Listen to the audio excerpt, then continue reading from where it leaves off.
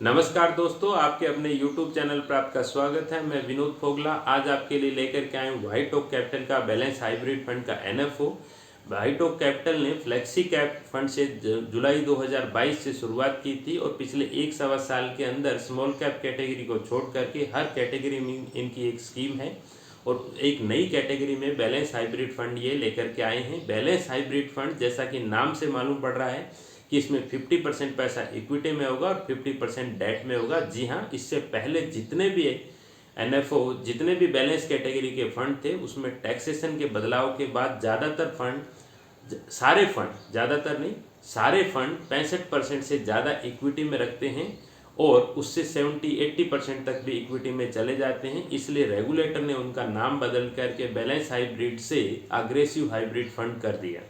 तो ये फर्स्ट ऐसा फंड है जो कि 50% पैसा इक्विटी में रखेगा और 50% पैसा डेट में रखेगा। आपकी जानकारी के लिए बता दूं कि इक्विटी का मतलब सब्जेक्ट टू मार्केट रिस्क, जिसमें शेयर बाजार की जो जोखिम है उसके अधीन होता है, और डेट का मतलब हुआ कि फिक्स इनकम।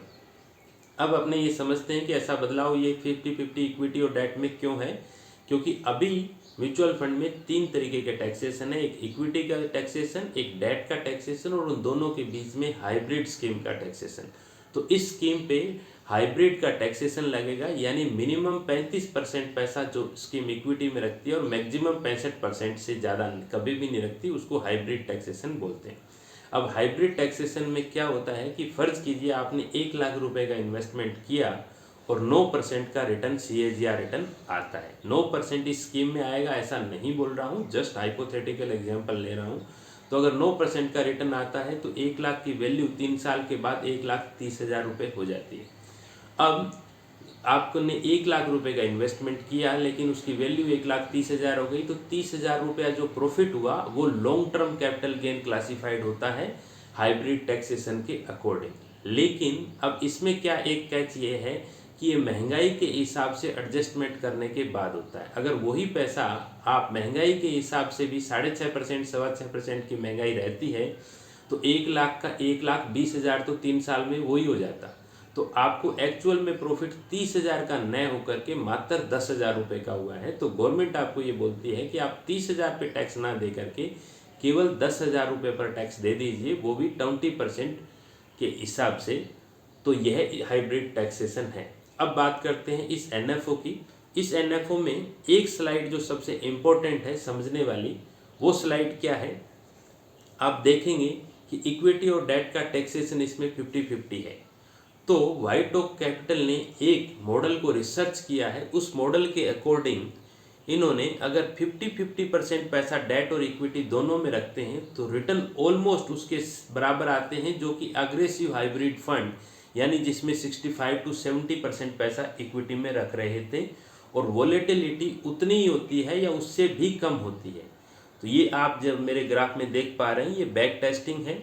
इसमें हाइब्रिड के अंदर पैसा जो है वॉलेटिलिटी कम हुई और रिटर्न जो है ऑलमोस्ट 65-70% ही रहा। तो इसका मैसेज क्या है कि अगर कम रिस्क लेने से अपने को उतना ही रिटर्न आ रहा है तो ज़्यादा रिस्क अपने को क्यों लेनी चाहिए।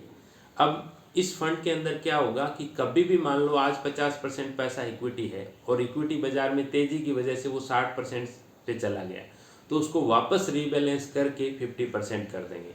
या फिर उसके उल्टा अगर बाजार में गिरावट आई तो 50% का पैसा गिर के 40% या 30% हो गया तो डेट से पैसा निकाल करके वापस 50% कर देंगे। ये बैलेंस हर टाइम बना करके रखेंगे। मिनिमम इस स्कीम में 40% पैसा इक्विटी में रहेगा, मैक्सिमम 60% पैसा रह सकता है। अब ये आपको एक कन्फ्यूजन हो रहा होगा कि बैलेंस एडवांटेज फंड से ये किस तरीके से डिफरेंट है। तो बैलेंस एडवांटेज फंड में आपकी जानकारी के लिए बता दूं कि उसमें मिनिमम 30% पैसा रखा जा सकता है, इसमें 35% से पैसा कम कभी नहीं रखा जा सकता बाय लॉज, और इस स्कीम में तो खास करके 40% से पैसा कम कभी भी इक्विटी में नहीं रखेंगे। दूसरा, बैलेंस एडवांटेज फंड में हायर साइड में 80% तक इक्विटी में ले जाया जा सकता है, लेकिन इस स्कीम में 60% से ज़्यादा पैसा कभी नहीं लेके जाएंगे, और इस तरीके की कैटेगरी में 65% से ऊपर पैसा कभी नहीं ले जा सकते। मिनिमम इन्वेस्टमेंट इसमें 5,000 रुपये का किया जा सकता है। एग्जिट लोड अगर 1 महीने से पहले निकालते हैं तो 1% का एग्जिट लोड लगेगा। रिस्कोमीटर के हिसाब से बात करूं तो हाई रिस्क कैटेगरी के अंदर ये स्कीम फॉल होती है। वेरी उसके बाद सिर्फ एक ही कैटेगरी बचती है जो कि वेरी हाई। उम्मीद करता हूं इस वीडियो से आपको कुछ इंसाइट मिले होंगे। इस वीडियो में आज बस इतना ही। बने रहिए मेरे साथ मेरे यूट्यूब चैनल पर। Thank you.